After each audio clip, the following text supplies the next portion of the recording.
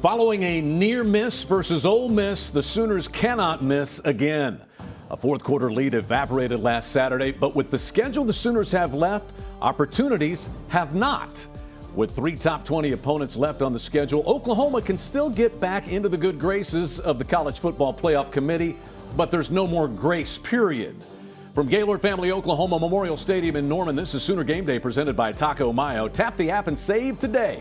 Time to rally up at Rocky Top as the Sooners visit former Sooner National Champion quarterback Josh Heupel and his high-powered Tennessee Volunteers offense. Kickoff 6:30, ABC TV at Neyland Stadium, a place that's as loud as a NASCAR race with about as many fans as can fit into a NASCAR venue and an offense that kind of zooms along like a NASCAR car.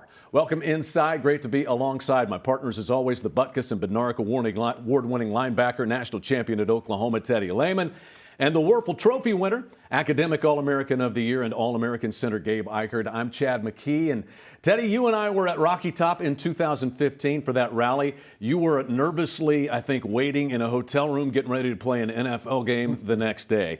It's loud, it's rowdy, and it's going to be right around Halloween, Teddy. What are the Sooners getting themselves into this week? Yeah, it was quite the scene last time. Yeah. And what's funny about it is that was a game for them to try and be back. Well, they are back now, and that fan base is as riled up as they've ever been. It's going to be incredibly loud. There's going to be a lot of show going on, a lot of flashing lights, and we know they got the black uniforms on and all of that, but I actually kind of like that we're going on the road into an atmosphere like this, because this team really needs to rally together and find some motivation. And that 11 a.m. kickoff, the rainy weather against Ole Miss, it's not the best atmosphere. That can't be an excuse. I'm just saying that we're going to have a lot of energy going into the start of this one. Let's talk about that rally-up component, Gabe. The Ole Miss game, you've got a lead. You have a turnover in the fourth quarter. You got 8 penalties, a lot of those untimely on third down defensively, even at times. There's no margin for error, and probably may not have been even before you lost that game. But how do you tighten things up in this week of preparation, Gabe? You just have to be a little cleaner on both sides of the ball.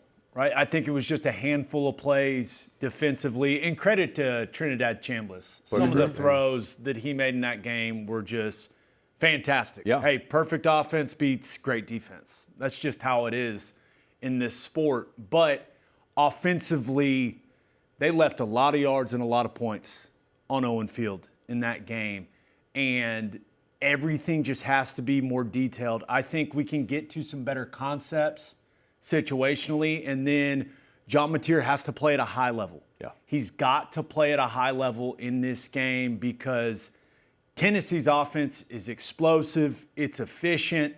This Heupel guy knows what he's doing. Yes, he does. But we're going to have to score some points in this game.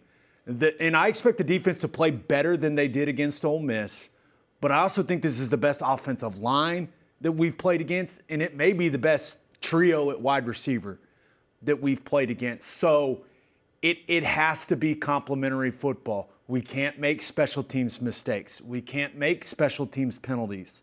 Can't have those like we have had recently. So you got to go, this is going to sound stupid, you got to go play well to win this game. You can't go and play your C-plus game and walk out of Neyland Stadium with a victory against this team. It's just not going to happen. Yeah. I totally agree. And I think that there's been games where the offense has played really well and, the defense has played well, but special teams has made a mistake. And then defensive special teams have played well, but the offense can't get it going. We have yet, at least in my opinion, seen this team put together their best all-around performance, and you're going to have it. The encouraging thing, I would think, Ted, is this team's most complete game that they've played was on the road at South Carolina. Yeah.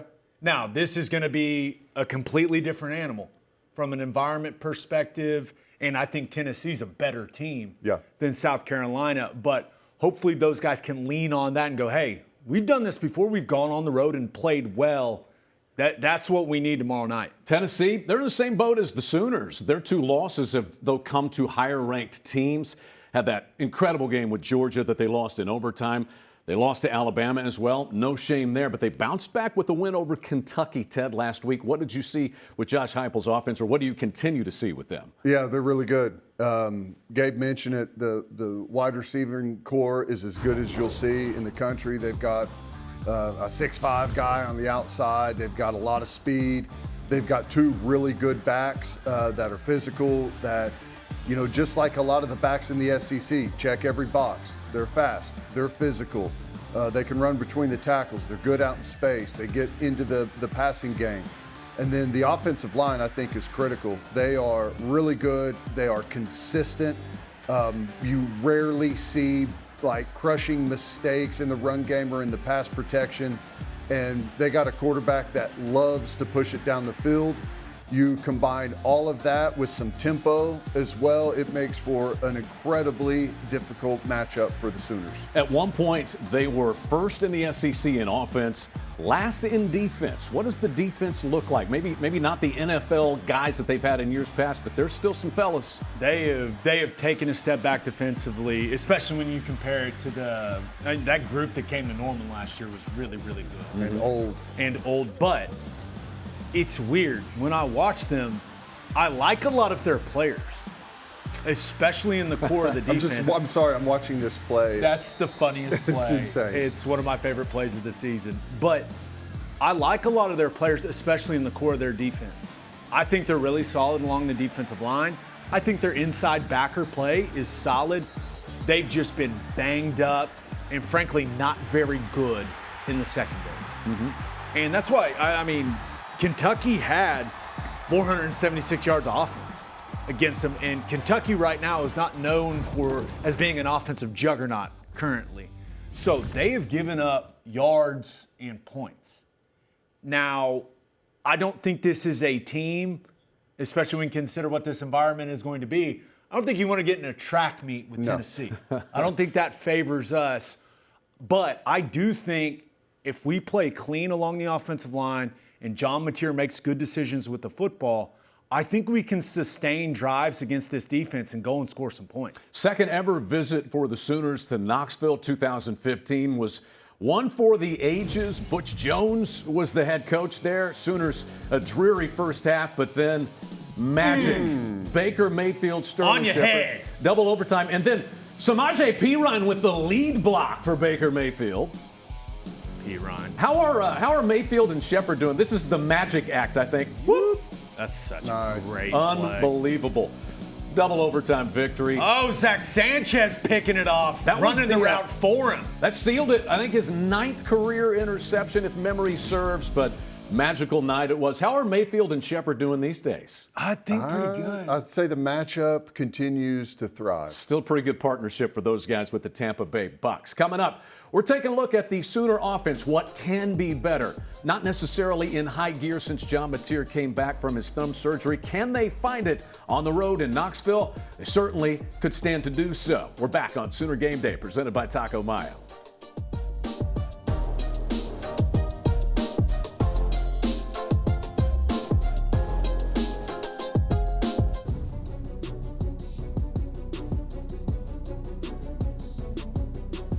Sooners and Vols coming up on Saturday night in Knoxville, Tennessee, the 5th ranked opponent in 9 games for Oklahoma this season. 3 of their final 4 will be in the top 25. LSU, they fell out of the top 25. A lot of other things fell down in Baton Rouge this week. They got other issues. It's crazy, though, how your schedule looks different once you get midway through the season. Mm-hmm. Games you thought were going to be incredibly tough are not going to be, and games you thought would be easy are not going to be either. And in the Alabama game now for us as well, like going to Tuscaloosa is not going to be easy. No. But we just saw that team in a fourth quarter dogfight with South Carolina, who we handled. So this league is crazy right now. We got weeks and weeks to prepare for that. That's the beauty of one game at a time. It's a big picture, Chad. That's right. We got to take it every week. John Mateer, since coming back really from the thumb surgery, came back for the Texas game. I would say just hasn't been as crisp. Now, he's playing behind a beat-up offensive line. They've really only been healthy We'll have more on that with Gabe in just a moment. But what have you thought of Mateer's play since he came back from the injury, Ted? Well, I think against Texas, you have to imagine that part of the performance was due to just getting back from the hand.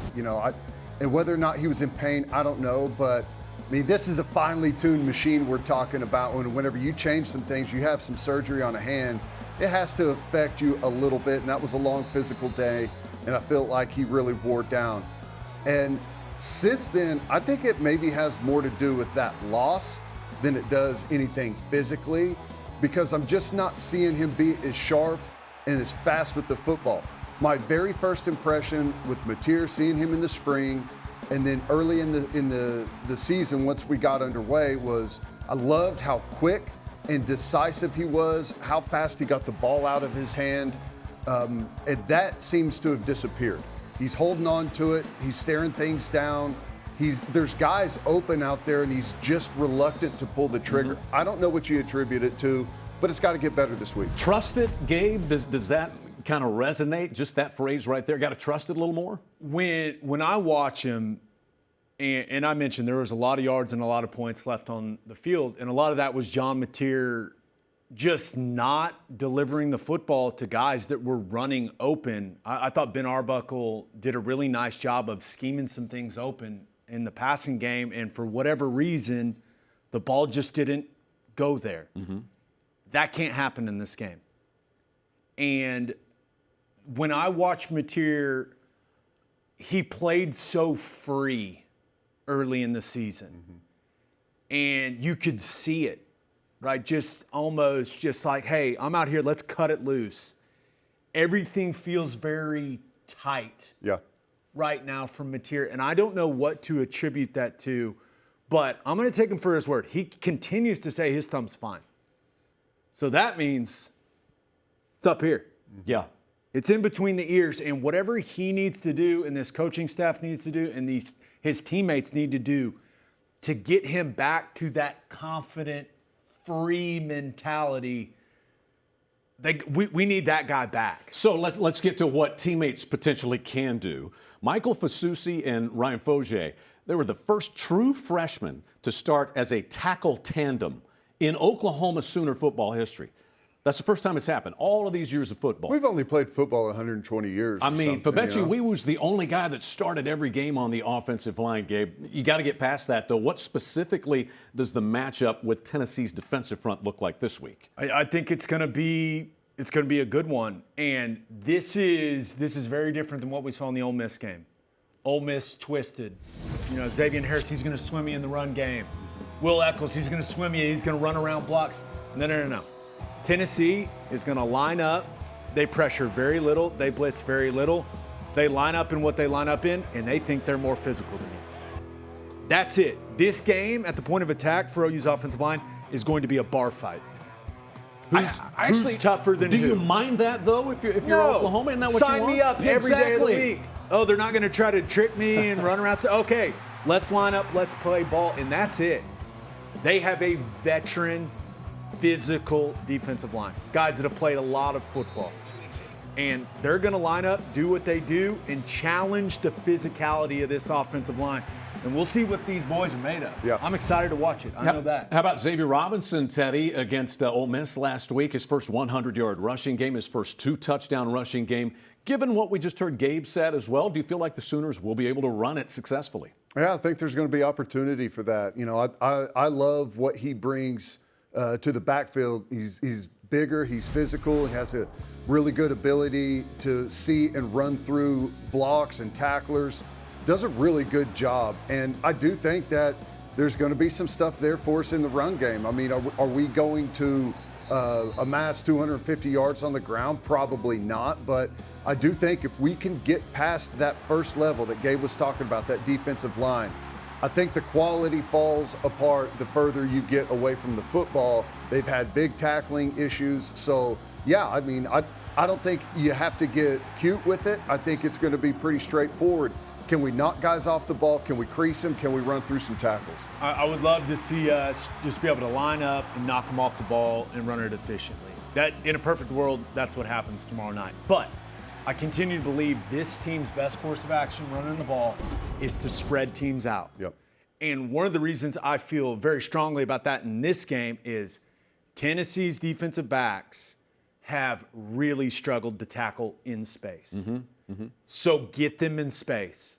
Attack the edges of the defense. And that's not just run game. That's bubble screens, speed sweeps, tunnel screens. Like, get some easy stuff on the outside, running back swing screen. Yeah. Get the ball out on the edges and make these defensive backs for Tennessee tackle in space. And defensive ends in the traditional run game, they get a little peaky inside, Yeah. Ted. And we saw Torrey Blaylock take a couple around South Carolina's defense when they did that. I think he could have a couple of big ones in this game if they continue to play it that way on the edge. Secondary struggle against the pass also. 122nd nationally against the pass is Just beat Tennessee. up, missing corners, playing guys that probably aren't ready to play.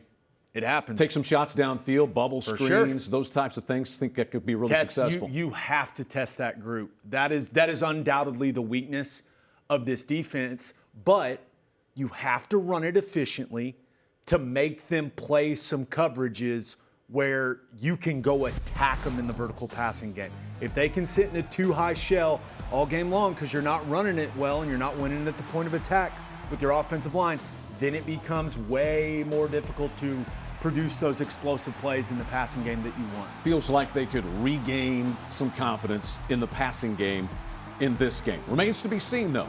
As far as the Oklahoma defense, well, Sooner defense still leading the SEC in total defense tackles for loss, but perhaps they are facing their biggest test of the season on Saturday. I don't think there's a perhaps about it. I mean, Trinidad Chambliss, Ole Miss, awfully good. This is a different style, different tempo of offense they're going to see on Saturday. How will the Sooners defense stand the test of Tennessee? The fellas weigh in next on Sooner Game Day presented by Taco Mayo.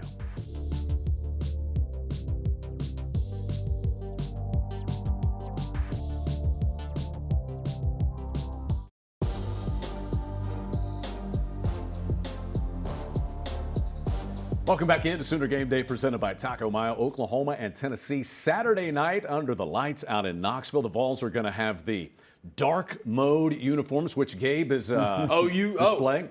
They think they're the only ones that can go dark mode? No, I counter your dark mode with my own. Dark helmets, dark jerseys, dark pants. Yeah. I am How such about an that? idiot. I literally put this on to okay. come here because I was like, I will counter their dark mode. It will take their energy away and bring it to us. Well, it's Halloween as well. It's so you so kind of need something a little college football ominous. fandom's the best. So you've got the number one passing, scoring, and total offense team in the SEC in Tennessee. You got the number one passing, total offense, and scoring defense in the SEC in Oklahoma. Where the rubber meets the road, we give you the scoop, presented by your neighborhood Brahms Ice Cream and Dairy Stores, farm fresh for over 50 years.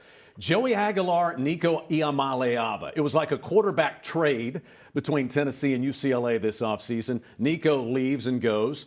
From UCLA, they get Joey Aguilar.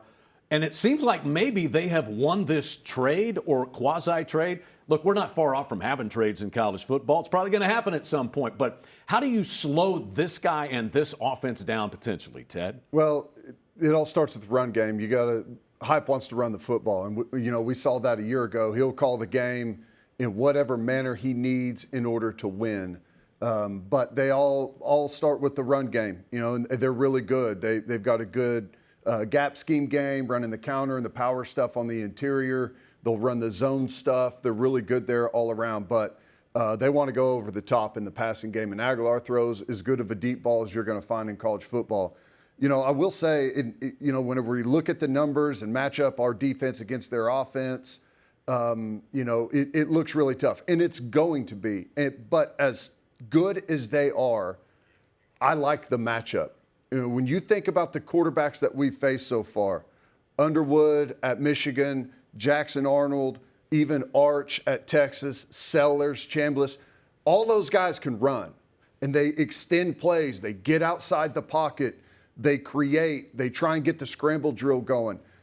And Aguilar, it's not like he's just a total statue. He's an athletic quarterback. Everyone in this day and age is going to have athleticism, but it's not what they want to do. He wants to be on schedule. He wants to, play action, rip the deep ball. He wants to RPO and throw the Lance route. You know, he wants to operate on schedule from the pocket. We haven't faced a quarterback like that yet, and I really like the matchup for how we play, all the different looks that we give pre and post snap.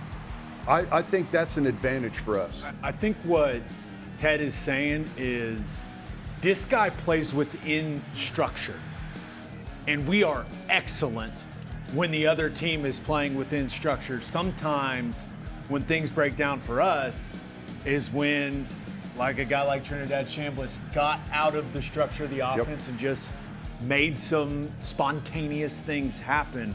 So I'm really intrigued by the matchup, but Ted mentioned it. Stopping the run game is the key, because they take their deep shots off pull protection.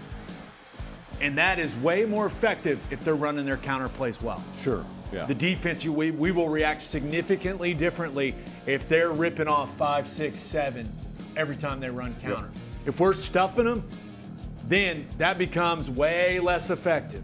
You know what I mean? So I think you nailed it, Ted. Slowing these two guys down is the key to the game for us defensively. Yeah, and you know, it just turns into down and distances, right? We always talk about being good on third down. Well, you have to be really good on early downs, and you know, it would also benefit us tremendously to get a lead. We haven't had a chance against Texas, against Ole Miss, to force those offenses to be one-dimensional, right?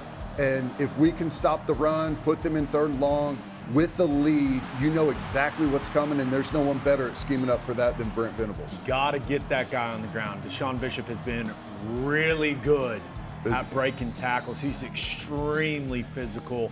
So, got to strap the helmet on a little tighter this week, Ted. That's right. They look the part and are the part of NFL guys at wide receiver. Mike Matthews, Braylon Staley, and then Chris Brazzell as well. He can go off on you. How much of this is about the defensive line's ability to force mistakes, maybe on the part of Aguilar, and just being sound back in the secondary? Well, it goes back to the run game for me. Yeah.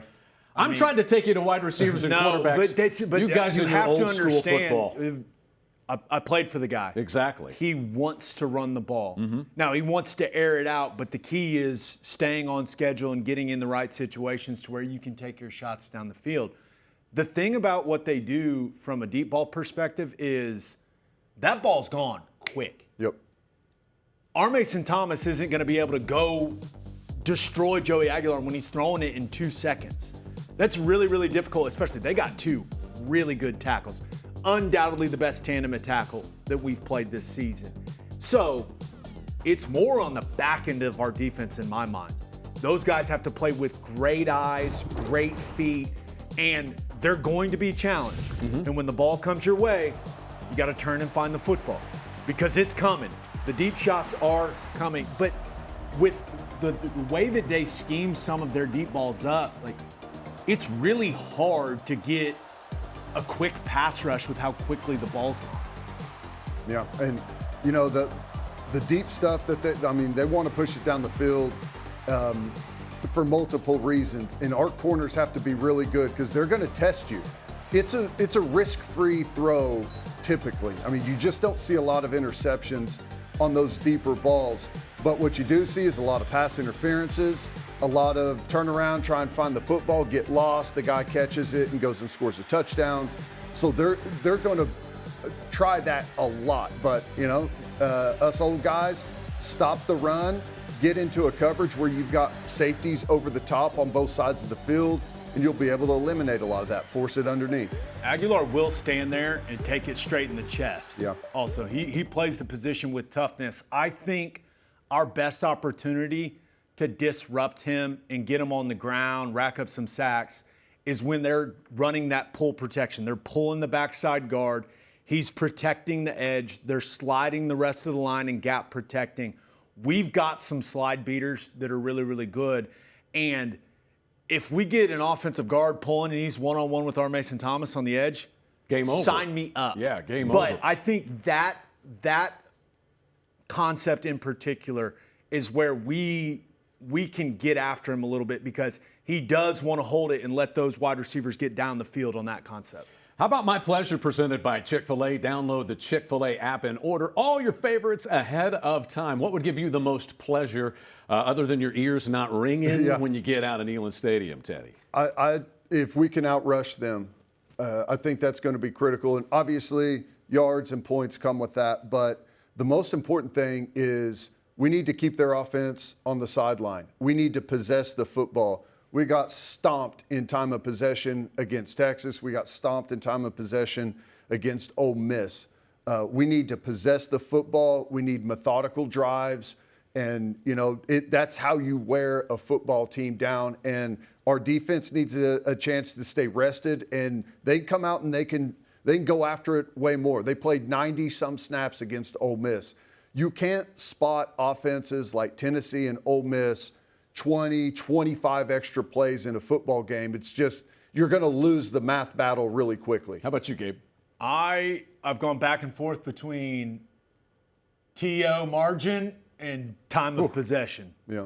You can lump them in together. I'm gonna take turnover margin. Okay. I feel like we've got to be +2 to win this game. And that has not been our strength this season. But you can get Joey Aguilar to throw you a couple, but we have to be clean offensively. John Mateer's got to make good decisions with the football. We got to protect the ball on special teams. Like, we cannot go down there and turn it over multiple times and expect to win this game. It's just not going to happen with how good of a team Tennessee is. Josh Heupel, not the only former Sooner quarterback on staff at Tennessee. Joey Halsley is the offensive coordinator, and Landry Jones. Jones, baby. Just see that beard? He's an offensive analyst, all-time leader in just about everything, quarterback-wise. That man could spin it. And spun it a lot at Oklahoma. But none of those guys would have enjoyed going against our Mason Thomas. We're going to get to know him next on Sooner Game Day, presented by Taco Mayo.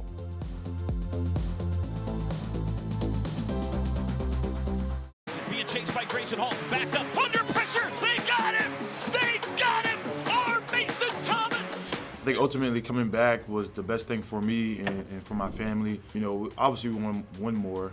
Dominate the SEC, and we want to bring back that OU DNA that's on the D-line. We talk about offense all the time, but defense got to get their credit, and I want to go out with a bang with our boys. Sooners bring pressure, picked up, hit as he throws, ball's in the air, intercepted.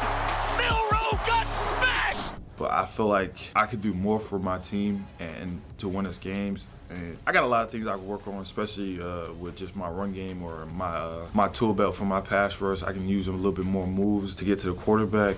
Mensa under pressure, hit as he throws. R. Mason knocked the ball loose. He picked it up. R. Mason Thomas, he's unstoppable in the fourth quarter. Double-digit sacks in the SEC will be my number one goal to just affect the game any way I can in the run or pass game. That'll be the biggest thing. Win with my guys too.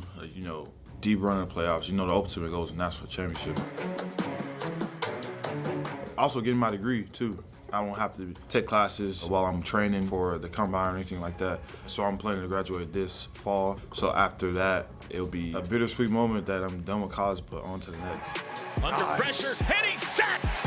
R. Mason Thomas. Yeah, I got some NFL grades back from some scouts. It was a big decision to make because going out a year early, that 3 and done, you got more years essentially to play pro football, and we all have a limited time playing this game. I didn't feel that it was the best option for me, and talking to God and my family and other people. But when I got here, it's really about the people that I realized it's not about the place. I found my people in Norman, Oklahoma, so that's what really makes it a special place. Johnny's back to pass. Looks right under pressure. He got him.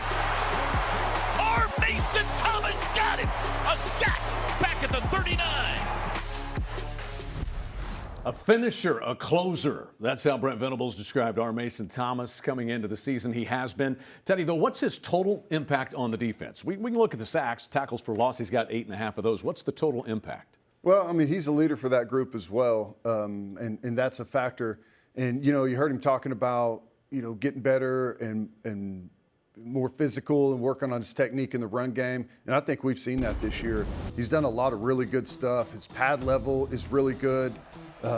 His vision, running some of those schemes and twists up front where you've got to be able to move and react to what you're seeing. He's done really good. And we know the pass rush skills are there, and he's gotten sharper and sharper as he's gone.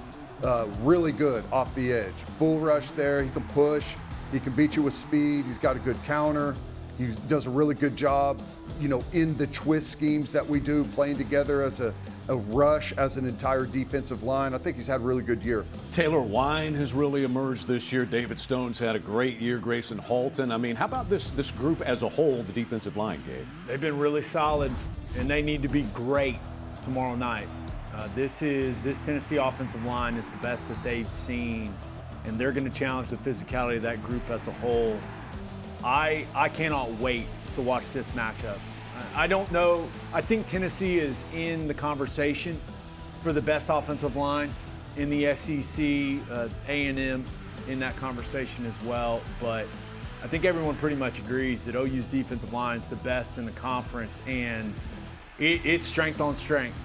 Our defense against that Tennessee offense, our defensive line against that Tennessee offensive line, and this group needs to rise to the occasion. And I know R. Mason Thomas said he wants to get double-digit sacks in the SEC. He's at 5.5. It'd go a long way if he could rack up a couple on Saturday night, Ted. 2 or 3 would be really nice And for a us sack against strip Tennessee. fumble, score on defense. Wouldn't mind seeing that at all. No, I think I know what the answer to this already is before I ask it. That would make it a rhetorical question, I think. You've said stop the run. I ask you, stop the run. That's the key. Is that absolutely front and center with what the defense is tasked with on Saturday, Ted? It is. It's front and center. I'll give you something else, though, if you'd like. Sure. One more tip. I like. Well, stopping the run is the key to everything else. But you can't give the big shots, the big plays, and they're going to make some, right? They're too talented. They're going to hit some, but you're going to have to respond. But it can't be a shooting gallery out there. We've got to be able to defend down the field without getting the pass interference calls.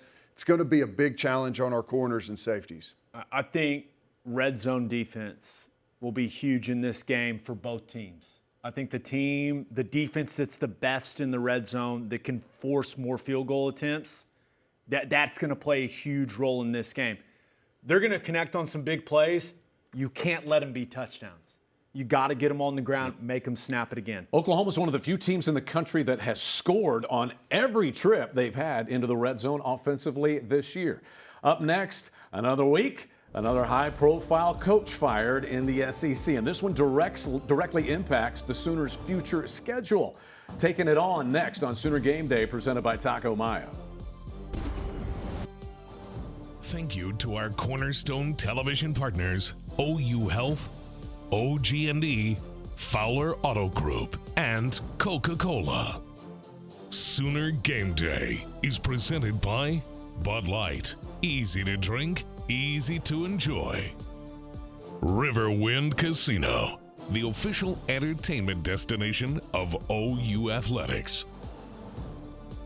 The Sooner Sports Podcast is your all-access audio pass to Sooner Sports. Listen as Toby Rowland and Chris Plank talk all things Sooners. Log on to Soonersports.com/podcast or search Sooner Sports Podcast in your favorite podcast provider. The Sooner Sports Podcast is presented by Allstate and Riverwind Casino. Sooner Game Day is presented by Sooner Kids Club. Log on to Soonersports.com/kids for information about joining the Kids Club presented by OG&E and brought to you in part by Devon Energy. One Oklahoma, powered by Sooner Sports Properties. Fan-fueled, athlete-focused.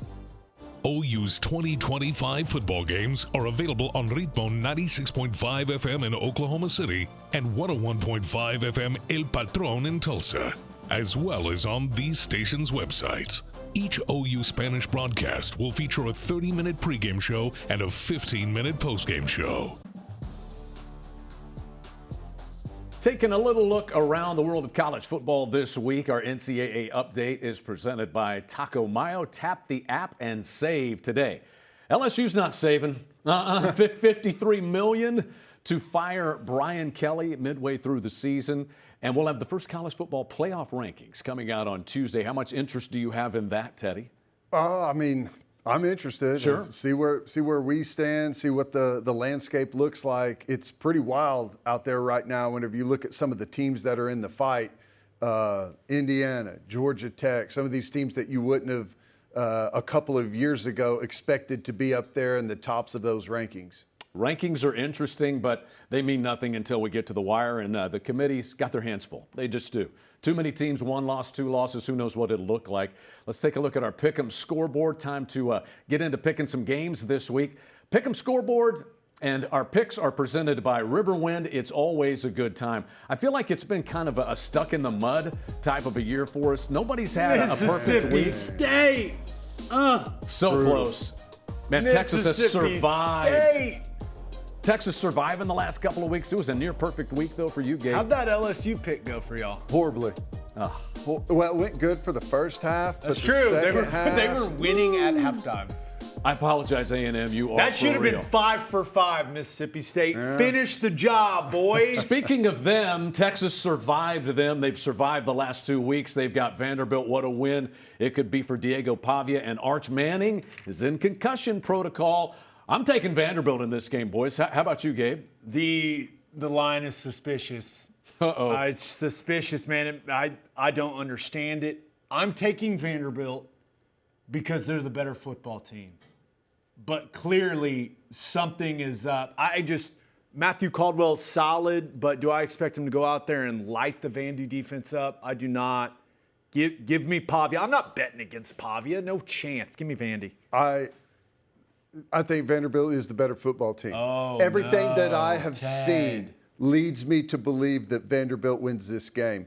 I've been saying Texas is going to get beat for I don't know how long, and they've found a way to survive. So in order for you guys to get a win here, I'm going to jump on the grenade and take Texas. Thank you, Ted. We appreciate it. How about Georgia, Florida? Florida's first game since they fired Billy Napier 2 weeks ago. After winning a football game, he got fired. They've had the bye week. Now they got this Georgia team, which has given up a lot of yards. So you would figure if Florida doesn't turn it over, they'll be able to gain some yards. But can they win, Teddy? I think they can. I'm going to pick Florida to win the football game.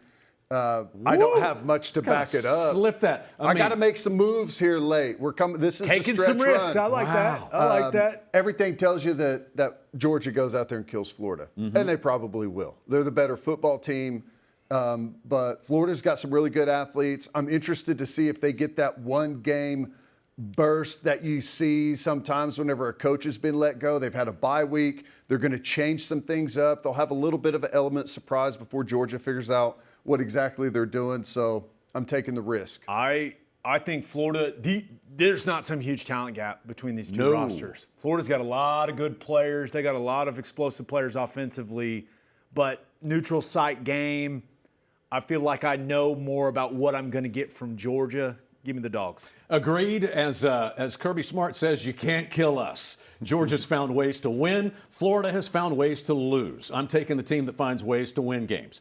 Penn State, Ohio State, this was the game of the year coming into the season. Now, Ohio State's got a defensive roster that many NFL teams would be jealous of. I'm not sure Penn State's going to be able to score, so I'm taking the Buckeyes, Gabe. Yeah, you got to take Ohio State. Now, the spread's a different conversation because Penn State's got a lot of talented players, and those players are fully aware that this is the first game NFL talent evaluators are going to turn on and watch when they're putting together their draft boards. So I think you'll get a spirited effort from Penn State, especially defensively. But Ohio State's the best team in the country. They roll.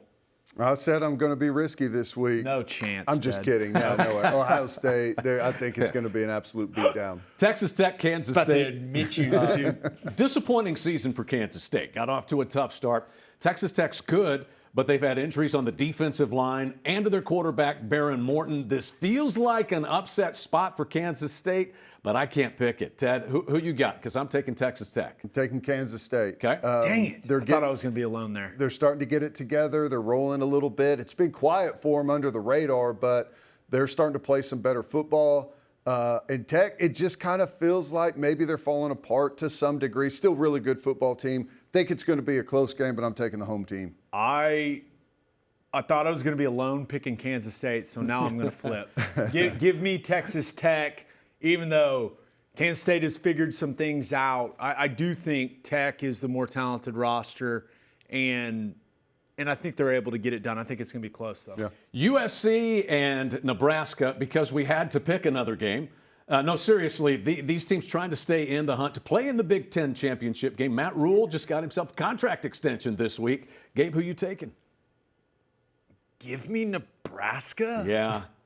I think USC's a better team. I think they have more talent, particularly at the skill positions on offense. But I think that place is going to be in an uproar because of the Rule news, and I think that fuels the Huskers to a win. I hope Nebraska wins it, but I'm taking USC.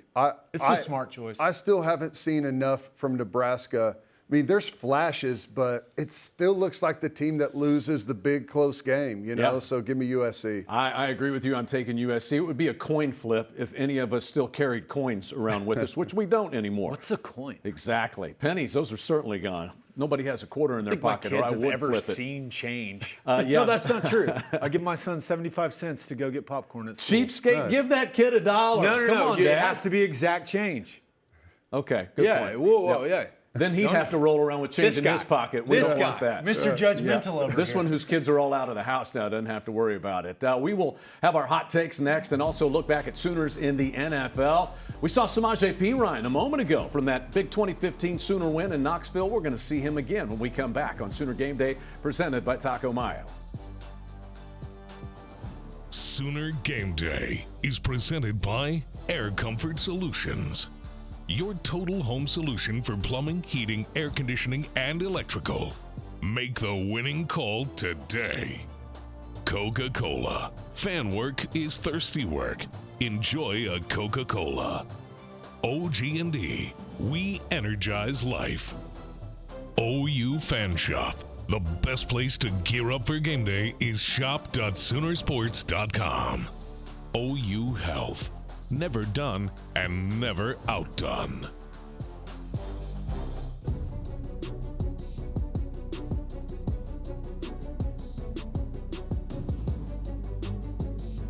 From those who play on Saturday to those who play on Sunday, but once played here, Sooners in the NFL, presented by One Oklahoma, powered by Learfield. And, we saw Samaje Perine in that 2015 game. Good to see him still making plays in the NFL, guys. What a career. What a guy, too. What a beard. Everything about Perine. Love that guy. He is absolutely built for durability. Yeah. Just an absolute brick house. Number one center by PFF. Oh. Yeah. Way to go out on a limb, PFF. Yeah, no duh. The guy is incredible. Yeah, the number I can't one. wait till he gets his gold jacket. First ballot Hall of Famer. Yeah, I told you guys. Probably about 15 years I told from now. all of you. I told everyone that would listen. The fact that he wasn't a first rounder was a joke. Yeah, it was. And the Chiefs are the beneficiaries of that. He's going to have a long career up there in Kansas City. How Gold about jacket. Can't hot wait. takes presented by Air Comfort Solutions, your total home solution for plumbing, heating, air conditioning, and electrical. Make the winning call today. Make it for us, Gabe. What's the winning call Saturday? I feel like I've been saying it. Jaron Canick's got to score a touchdown. Okay. He's got to score a touchdown eventually. One of the big weaknesses that I've seen from Tennessee's defense is in the middle of the field. Yeah. There are voids in the middle of the field in coverage.